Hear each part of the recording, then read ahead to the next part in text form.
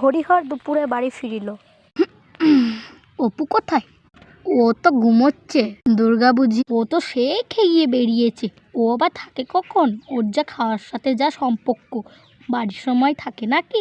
লোকে নিন্দেও করছে, সারাদিন টোটাকলার মতো বেরিয়ে বেড়াই। লোকে নিন্দে করবে না? এত বড় মেয়ে, কাজে একটা সাহায্য করে না, এত বড় ধাড়ি, বুঝিয়েও পারি নে। সারাদিন খালি টোটাকলার মতো বেরিয়ে বেড়াচ্ছে। কি বলবো, ঝোড়ে জঙ্গলে কার আম চুরি করা, কার জাম চুরি করা, ভাল লাগে না বাবু। যা দেখছি মা তো বুক মনে হলো কি সংবাদ এলো, বাটির বাহির হয়ে গেল। সর্বজয়া অপুকে খাওয়াতে বসাই আছে। কি বাবা আ করো, দুধটা নয়, ঘিটা নয়, কি খাবে? খেয়ে কি বাঁচতে এসেছো? আমাকে জ্বালাতে এসেছো? কিচ্ছু মুখে দিচ্ছ না। করে না বাবা, অমন করে না, মুখে দে বাবা। এই যে এলে ভাত তৈরি, খেয়ে আমায় উদ্ধার করো। কি না মাহাল করে এলে, ঝরে ঝরে বেরিয়ে বেরিয়ে। কিছুক্ষণ পর একটা না অদ্ভুত একটু কাণ্ড তেল ঘটিল। দেওয়া, না একটু চিরুনি ছোঁয়া, এক পা ধুলো নিয়ে এসছে। কই নিয়ে আয় ওর পুতুলের বাক্স। এই যে জেঠিমা, ওর পুতুলের বাক্স। কি হয়েছে খুড়িমা? এই যে সেদিন তোমার মেয়ে টুনুর সাথে খেলতে গেছিল, এই পুতির মালাটা চুরি করে এনেছে।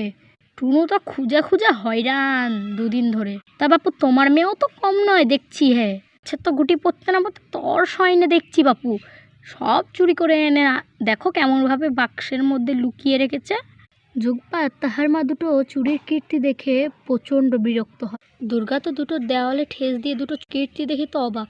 কিরে দুর্গা, তুই ওই পুঁতির মালা চুরি করে এনেছিস? আমের গুটিও নাকি চুরি করিস? হ্যাঁ, জিজ্ঞেস করো। ও মেয়ে আর জীবনে সোজা হবে না। এখন থাকতে যে চুরি বিদে ধরছে, পরে কি হবে টেরই পাবে। চল রে, আমের গুটিগুলো বাদ। তুই চুরি করে এনেছিস ওদের বাড়ি থেকে? দুর্গার মা ডাল হাত মাখা হাতে দূর দাঁড় করে মেয়েকে মার শুরু করে। চল বেরো বলছে আপদ, মলে যা, বালাই চুকে যা, যা বলছি। আর কখনো এ পানু হবি নে, যা। অপু দূর থেকে সব কীর্তি দেখছিল। সে জানে যে তাহার দিদি মালা চুরি করেছে নাকি ঠিক জানে না, কিন্তু আম চুরি করেনি। ভয়ের চোটে অপু পড়া করিতে বসে। তাহার মা তাহার জন্য এক বাটি দুধ ঘরে নিয়ে ঢোকে। মা দিদি কোথায়? মা দিদিকে কোথাও খুঁজে পাইনি। চুপ কর, ও দিদি তোর দুষ্টু দিদি, তোর বাবা আসুক, আনাচ্ছি ওকে।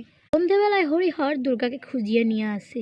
দিদি, তোকে কোথায় মেরেছে রে মা? তুই বুঝি আমার উপরে রাগ করেছিস? আমি তো কোনো দোষ করিনি। তাহলে ওরা জানলো কিভাবে আমার পুতির মালা আমার বাক্সে আছে? আমি তো জানি না, কিন্তু সেদিনকে সতু তোর পুতুলের বাক্স দেখেছিল, তখন মনে হয় দেখেছে। কান চাপায় মেরেছে, অনেক লেগেছে রে। রাত্রি উত্তীর্ণ হইয়া গেল।